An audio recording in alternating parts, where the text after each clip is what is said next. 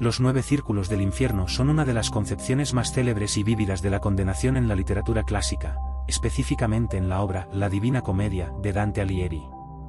Este poema épico, escrito en el siglo XIV, presenta una visión del infierno estructurada en 9 círculos, cada uno de los cuales está destinado a castigar diferentes tipos de pecados. A medida que Dante desciende por estos círculos, se encuentra con almas en pena que sufren por sus pecados, lo que proporciona una reflexión profunda sobre la moralidad, la justicia y la naturaleza del pecado. El primer círculo del infierno, conocido como el limbo, es un lugar para aquellos que no fueron bautizados o que vivieron antes de la llegada de Cristo. Aquí, las almas no sufren tormentos físicos, pero se encuentran en un estado de anhelo perpetuo. Entre ellos se encuentran personajes históricos y figuras mitológicas, como Virgilio, el guía de Dante. El limbo refleja la idea de que estas almas no son culpables de pecado, sino que carecen de la gracia divina necesaria para entrar en el paraíso. El segundo círculo está reservado para los lujuriosos. Aquí, las almas son arrastradas por un viento violento, simbolizando la falta de control que tuvieron sobre sus deseos carnales. Dante encuentra a muchos amantes famosos, como Cleopatra y Tristán, quienes fueron incapaces de resistir las pasiones de la carne. Este círculo ilustra la idea de que la lujuria lleva a la perdición y que aquellos que sucumben a sus deseos deben enfrentar las consecuencias eternas. El tercer círculo es el de los glotones, donde las almas son castigadas por sus excesos alimenticios y de bebida. Están atrapadas en un fango nauseabundo, simbolizando la degradación que sufrieron en vida. Dante se encuentra con personajes que se entregaron a la indulgencia, como Ciacco, quien habla sobre la corrupción de Florencia. Este círculo enfatiza la importancia de la moderación y la sobriedad en la vida. El cuarto círculo está destinado a los avaros y pródigos, quienes son condenados a empujar enormes piedras en un eterno juego de fuerza. Este círculo refleja el pecado de la avaricia, donde los avaros son castigados por su deseo insaciable de acumular riquezas, mientras que los pródigos son igualmente castigados por desperdiciarlas. La imagen de las piedras representa el peso de las riquezas que llevaron en vida y la carga que ahora deben soportar en la eternidad. El quinto círculo, el de la ira, alberga a aquellos que fueron consumidos por su rencor y su violencia. Las almas en este círculo están atrapadas en un pantano llamado Estigia, donde luchan entre sí o permanecen sumergidas en el agua. Aquí, Dante encuentra a figuras históricas como Filippo Arienti, quien representa la ira descontrolada. Este círculo pone de manifiesto la destrucción que la ira puede causar tanto en la vida como en la vida después de la muerte. El sexto círculo es el de los herejes, donde las almas son condenadas a vivir en tumbas ardientes. Este círculo representa la condena de aquellos que desafiaron las enseñanzas de la fe cristiana. Dante encuentra a figuras como Epicuro y otros filósofos que negaron la inmortalidad del alma. Las llamas que consumen estas tumbas simbolizan el sufrimiento de aquellos que rechazaron la verdad divina, y por lo tanto, deben enfrentar la condena eterna. El séptimo círculo del infierno se divide en 3 anillos, cada uno destinado a diferentes formas de violencia. En el primer anillo, están los violentos contra los demás, quienes son sumergidos en un río de sangre hirviente. En el segundo anillo, se encuentran los suicidas, que han sido transformados en árboles retorcidos y son alimentados por arpías. En el tercer anillo, están los blasfemos y sodomitas, quienes sufren en una lluvia de fuego. Este círculo ilustra la gravedad de la violencia y el daño que infligen a los demás y a sí mismos. El octavo círculo, conocido como Malevolge, se divide en 10 fosas, cada una diseñada para castigar un tipo específico de fraude. Aquí, los engañadores, los adivinos y los corruptos sufren diversas torturas, como ser golpeados por demonios o sumergidos en excremento. Este círculo enfatiza la idea de que el fraude es uno de los pecados más graves, ya que implica la traición a la confianza de los demás y a la verdad. Finalmente, el noveno círculo es el más profundo del infierno y está reservado para los traidores. Este círculo está dividido en 4 zonas, cada una de las cuales castiga a diferentes tipos de traición. En el centro del círculo se encuentra Lucifer, quien está atrapado en el hielo, simbolizando la frialdad de su traición. Las almas de los traidores sufren en el hielo, siendo devoradas por Lucifer o condenadas a ser arrastradas por el frío eterno. Este círculo ilustra la gravedad de la traición y el impacto devastador que tienen las relaciones humanas. A lo largo de su viaje a través de estos 9 círculos, Dante no solo es testigo del sufrimiento de las almas, sino que también se ve obligado a reflexionar sobre sus propias acciones y la moralidad de la vida humana. La estructura de los círculos del infierno se convierte en una representación alegórica de la justicia divina, donde cada pecado recibe un castigo que refleja la naturaleza del mismo. Los 9 círculos del infierno no solo sirven como un mapa de la condenación, sino que también ofrecen lecciones morales y espirituales sobre la vida y la naturaleza del pecado. La obra de Dante invita a los lectores a confrontar sus propios pecados y a considerar las implicaciones de sus acciones. En última instancia, los círculos del infierno son un recordatorio de que nuestras elecciones en la vida tienen consecuencias eternas y que el camino hacia la redención es uno que debe ser recorrido con cuidado y reflexión. La visión de Dante sobre el infierno ha tenido un profundo impacto en la cultura occidental, influyendo en la literatura, el arte y la teología. Su representación de los círculos del infierno ha sido interpretada y reinterpretada a lo largo de los siglos, convirtiéndose en un símbolo poderoso de la lucha humana entre el bien y el mal. A través de su obra, Dante nos ofrece una visión clara de la justicia divina y nos invita a reflexionar sobre nuestra propia moralidad y la búsqueda de la redención en un mundo lleno de tentaciones y desafíos. La profunda riqueza de su narrativa y la complejidad de sus personajes aseguran que la historia de los 9 círculos del infierno continúe resonando en las mentes y corazones de las generaciones futuras. El árbol de la vida es un símbolo poderoso que aparece en diversas tradiciones culturales, religiosas y filosóficas, representando la conexión entre lo divino y lo humano, así como el ciclo de la vida, la muerte y la resurrección. En la Biblia, el árbol de la vida se menciona en el libro del Génesis, y más tarde, en el libro del Apocalipsis, donde su significado y simbolismo adquieren diferentes matices. En el relato de la creación del Génesis, Dios coloca el árbol de la vida en el jardín del Edén, junto al árbol del conocimiento del bien y del mal. Este árbol es emblemático de la vida eterna y de la bendición divina. A diferencia del árbol del conocimiento, que representa la posibilidad de desobedecer y el pecado, el árbol de la vida simboliza la plenitud y la conexión con Dios. Al comer de sus frutos, Adán y Eva tendrían acceso a la inmortalidad y a una relación directa con su Creador. Sin embargo, el acceso al árbol de la vida se ve comprometido tras la desobediencia de Adán y Eva al comer del árbol del conocimiento. Como resultado de su transgresión, son expulsados del jardín del Edén, y se establece un ángel con una espada flameante para guardar el camino al árbol de la vida. Este acto no solo simboliza la pérdida de la inocencia, sino también la ruptura de la relación entre la humanidad y Dios, lo que introduce el concepto de la mortalidad y el sufrimiento en el mundo. A lo largo de la historia bíblica, el árbol de la vida se convierte en un símbolo de esperanza y redención. En el libro de Proverbios, se menciona que el árbol de la vida es el fruto de la sabiduría, lo que sugiere que aquellos que buscan la sabiduría y la comprensión en la vida pueden acercarse al árbol y experimentar una forma de vida plena. La sabiduría se presenta como un medio para restaurar la relación con Dios, permitiendo a los creyentes regresar a ese estado de gracia perdido en Edén. El árbol de la vida también se menciona en el Apocalipsis, donde se presenta como un símbolo del paraíso restaurado. En este contexto, el árbol de la vida florece en el Nuevo Jerusalén, ofreciendo sus frutos a los que superan las pruebas de la vida. Este pasaje refuerza la idea de que, a través de la fe y la perseverancia, los creyentes pueden acceder nuevamente a la vida eterna y a la presencia de Dios. El árbol se convierte en un símbolo de la esperanza y la redención, ofreciendo un camino hacia la restauración de la humanidad y la reconciliación con el Creador. En otras tradiciones, el árbol de la vida también se presenta con significados variados. En la cábala judía, por ejemplo, el árbol de la vida representa la estructura del universo y la relación entre lo divino y lo terrenal. Está compuesto por 10 sefirot, que son atributos o emanaciones a través de las cuales Dios interactúa con el mundo. Este árbol es una herramienta de comprensión espiritual que guía a los buscadores en su viaje hacia la iluminación y la unión con lo divino. En el contexto de la mitología y las culturas antiguas, el árbol de la vida a menudo aparece como un símbolo de fertilidad, crecimiento y renovación. En muchas tradiciones indígenas, se le atribuye un papel central en la creación y la conexión con los antepasados. Este árbol, que a menudo se representa como un roble, una secuoya o un fresno, se ve como un puente entre el mundo físico y espiritual, proporcionando sustento y guía a aquellos que buscan comprender su lugar en el cosmos.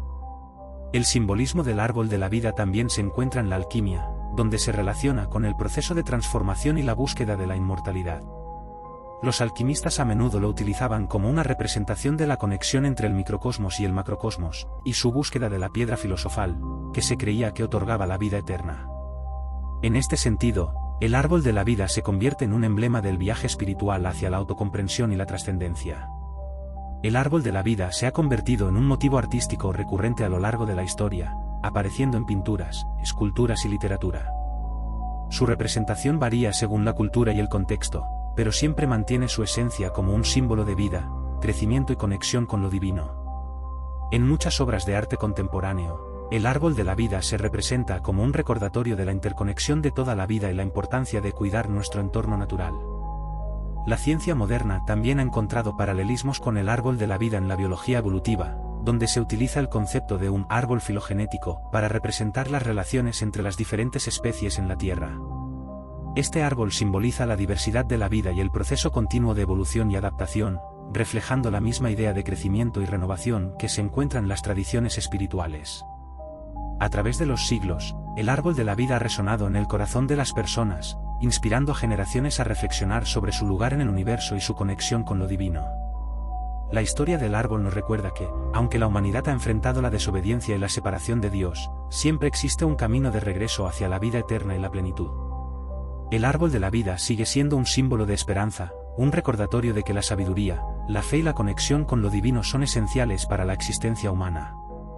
Nos invita a buscar un significado más profundo en nuestras vidas y a reconocer la belleza de la creación y la importancia de cultivar relaciones que nos acerquen a la divinidad. En última instancia, el árbol de la vida nos enseña que, aunque el camino puede estar lleno de desafíos, siempre hay un camino hacia la restauración y la renovación, ofreciendo frutos de vida y luz a aquellos que buscan sinceramente el conocimiento y la verdad. La traición de Judas Iscariote es uno de los episodios más impactantes y complejos de la narrativa del Nuevo Testamento. Su historia no solo ha resonado a lo largo de los siglos en la tradición cristiana, sino que también ha sido objeto de múltiples interpretaciones y reflexiones en la literatura, el arte y la teología. Judas, uno de los 12 apóstoles de Jesús, es recordado principalmente por su traición, que resultó en la entrega de Jesús a las autoridades religiosas, y posteriormente, a la crucifixión.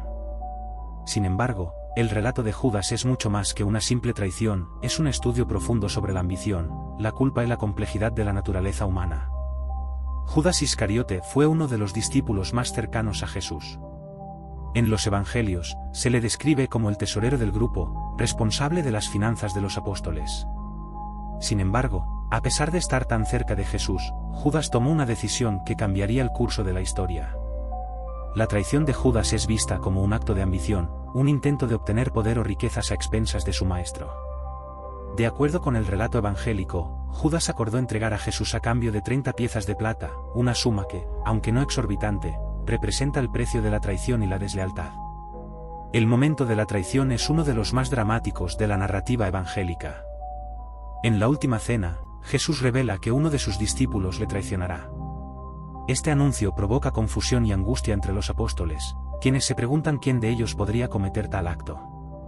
Jesús identifica a Judas de manera simbólica, al compartir el pan con él, un gesto que subraya la profunda conexión que existía entre ellos, incluso en el momento de la traición.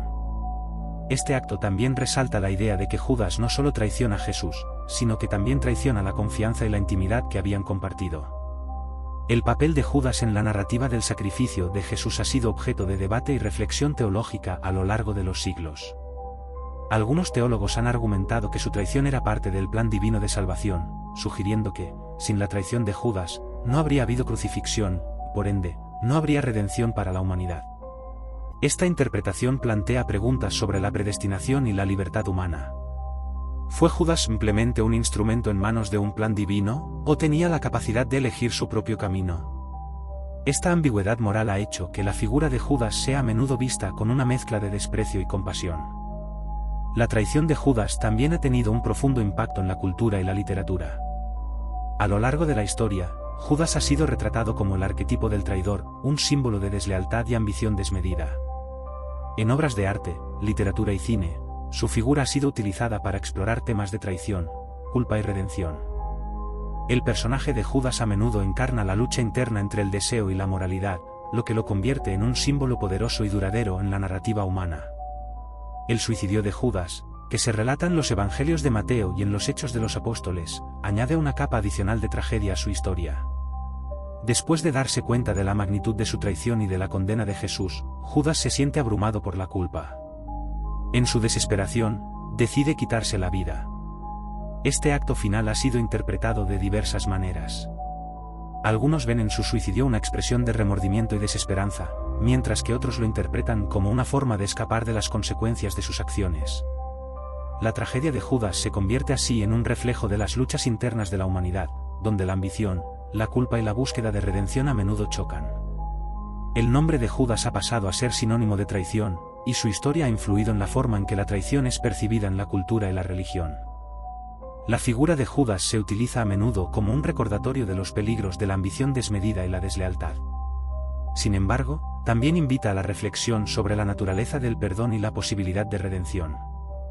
A pesar de su traición, la historia de Judas plantea preguntas sobre la capacidad de los seres humanos para cambiar y buscar el perdón, incluso después de haber cometido actos atroces. En la tradición cristiana, la traición de Judas ha sido objeto de intensa meditación y estudio. Algunos teólogos sugieren que su historia refleja la lucha interna que todos enfrentamos entre el bien y el mal. La traición de Judas puede verse como una advertencia sobre los peligros de sucumbir a la tentación y la ambición. En un sentido más profundo, su historia invita a los creyentes a examinar su propia vida y sus elecciones, recordándoles que la traición puede tomar muchas formas y que la verdadera lealtad a Dios requiere una constante vigilancia y discernimiento. La figura de Judas Iscariote también ha sido reinterpretada en contextos modernos. En algunos enfoques contemporáneos, se le considera un personaje trágico, atrapado entre sus deseos y las expectativas de la sociedad. Esta reimaginación invita a la empatía y la comprensión, desafiando la noción tradicional de Judas como el villano absoluto. En lugar de ser visto únicamente como el traidor, algunos lo ven como un símbolo de la lucha humana con el pecado y la ambición, lo que añade una dimensión más rica y compleja a su historia. El relato de la traición de Judas también plantea preguntas sobre la naturaleza del amor y la lealtad. La relación entre Jesús y Judas era íntima y cercana, lo que hace que la traición sea aún más dolorosa. Este acto de traición no solo afecta a Jesús, sino que también tiene repercusiones profundas para los demás discípulos y para la comunidad cristiana en su conjunto. La traición de Judas se convierte en un recordatorio de la fragilidad de las relaciones humanas y de cómo las elecciones individuales pueden tener un impacto duradero en los demás. En la liturgia cristiana, la traición de Judas se conmemora de diversas maneras, especialmente durante la Semana Santa. La traición se convierte en un punto de reflexión sobre la pasión de Cristo y el sacrificio que hizo por la humanidad. A través de esta meditación, los creyentes son llamados a confrontar sus propias traiciones y a buscar el perdón y la redención en sus propias vidas. A medida que la historia de Judas continúa resonando a través de los siglos, su figura se convierte en un símbolo de la complejidad de la naturaleza humana. La traición de Judas Iscariote, aunque dolorosa, también ofrece una oportunidad para la reflexión sobre el amor, el perdón y la búsqueda de la verdad. Su historia invita a los creyentes a confrontar sus propias luchas internas y a considerar la importancia de la lealtad y el amor en sus relaciones con los demás y con Dios. En resumen, la traición de Judas Iscariote es un episodio que va más allá de la simple deslealtad.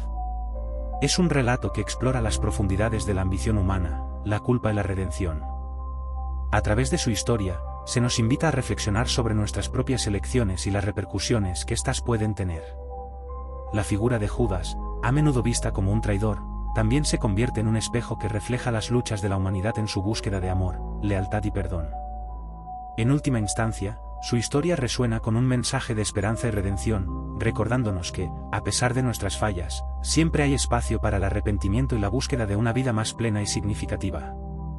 Los Nefilim son una de las figuras más enigmáticas y fascinantes de la Biblia, mencionados brevemente en el libro del Génesis, específicamente en el capítulo 6.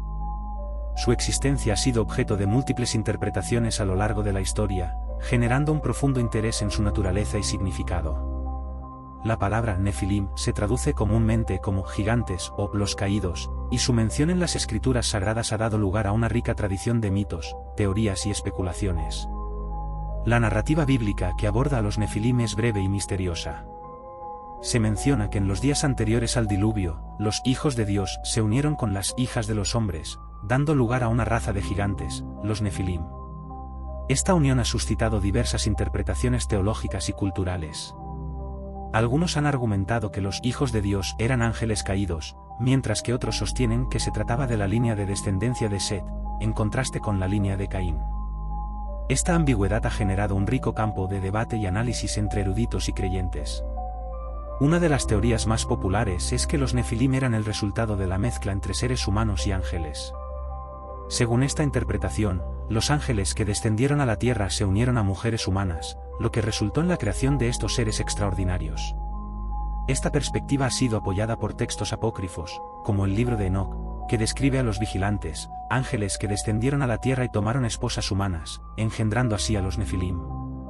Esta narrativa no solo resalta la interacción entre lo divino y lo humano, sino que también plantea preguntas sobre la naturaleza del pecado y la transgresión de los límites establecidos por Dios. El libro de Enoc, que no forma parte del canon bíblico en muchas tradiciones, ofrece una visión más detallada sobre los Nefilim y su origen. En este texto, se habla de cómo los vigilantes fueron enviados a observar a la humanidad, pero se enamoraron de las mujeres humanas y decidieron desobedecer a Dios. Esta desobediencia no solo llevó a la creación de los Nefilim, sino que también resultó en la corrupción de la tierra, lo que finalmente condujo al diluvio. La historia de los Nefilim en el libro de Enoc resalta la lucha entre el bien y el mal, y la caída de aquellos que cruzaron la línea que les fue trazada. Los Nefilim también han sido objeto de interés en la literatura y la cultura popular. A lo largo de los siglos, su figura ha sido utilizada como símbolo de lo sobrenatural y lo temible. En muchas obras de ficción, se les retrata como seres poderosos y aterradores, capaces de causar destrucción y caos. Esta representación, aunque a menudo exagerada, refleja el miedo y la fascinación que los Nefilim han suscitado en la imaginación colectiva. El concepto de los Nefilim ha sido explorado en diversas tradiciones y mitologías. En algunos casos, se les ha relacionado con los gigantes de otras culturas, como los titanes de la mitología griega. Esta conexión sugiere que la idea de seres colosales y poderosos que cruzan los límites de lo humano es un tema recurrente en la historia de la humanidad. Las narrativas sobre gigantes a menudo sirven como advertencias sobre la arrogancia, la desobediencia y la caída de aquellos que desafían las leyes divinas. El relato de los Nefilim en el contexto del diluvio es significativo. Según la narrativa bíblica, la corrupción y la violencia en la tierra llevaron a Dios a decidir acabar con la humanidad a través del diluvio, salvando solo a Noé y su familia. La existencia de los Nefilim se presenta como parte de la razón por la cual el mundo se volvió tan corrupto. Esto implica que su presencia era un símbolo de la decadencia moral y espiritual de la humanidad en esos tiempos.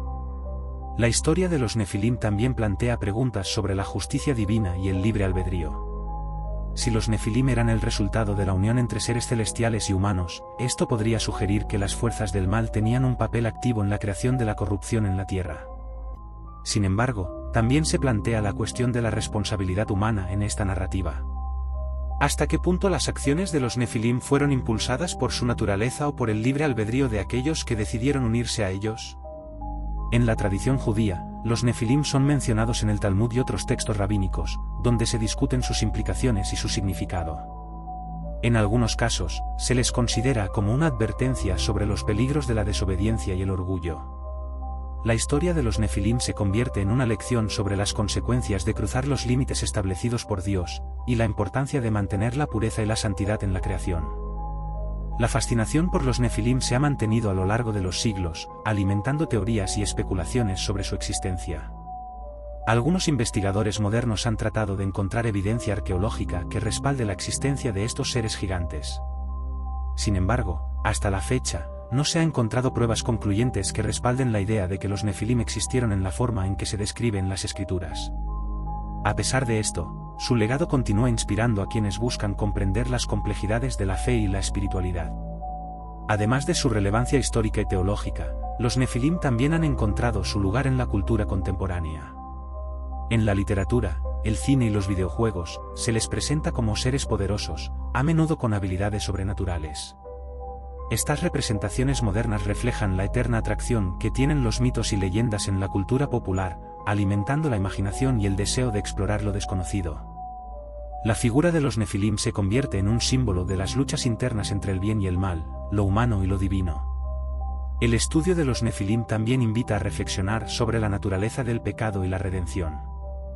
La historia de su existencia y su eventual destrucción a través del diluvio plantea preguntas sobre la posibilidad de perdón y la restauración. Si los Nefilim, como resultado de la unión de seres celestiales y humanos, representaban una transgresión, también podrían simbolizar la capacidad de la humanidad para elegir el bien sobre el mal. En este sentido, su historia se convierte en un recordatorio de la importancia de la elección moral en la vida diaria. La narrativa de los Nefilim es rica en simbolismo y significado. En un nivel más profundo, puede ser vista como una representación de la lucha entre lo celestial y lo terrenal, la búsqueda de poder y la necesidad de humildad. Su existencia desafía a los creyentes a reflexionar sobre su relación con lo divino y la responsabilidad que tienen hacia su propia espiritualidad. A medida que la humanidad avanza, la historia de los Nefilim sigue siendo relevante, invitando a la introspección sobre las elecciones que se hacen en la vida y las consecuencias que éstas pueden acarrear. En conclusión, los Nefilim son una figura intrigante en la narrativa bíblica, simbolizando la complejidad de la interacción entre lo divino y lo humano. Su existencia plantea preguntas profundas sobre el pecado, la justicia y la redención. Aunque su historia es breve, su impacto ha sido duradero, alimentando la curiosidad y la especulación a lo largo de los siglos. La historia de los Nefilim es, en última instancia, un llamado a la reflexión sobre la naturaleza humana, la responsabilidad moral y la búsqueda de lo divino en un mundo lleno de desafíos y tentaciones.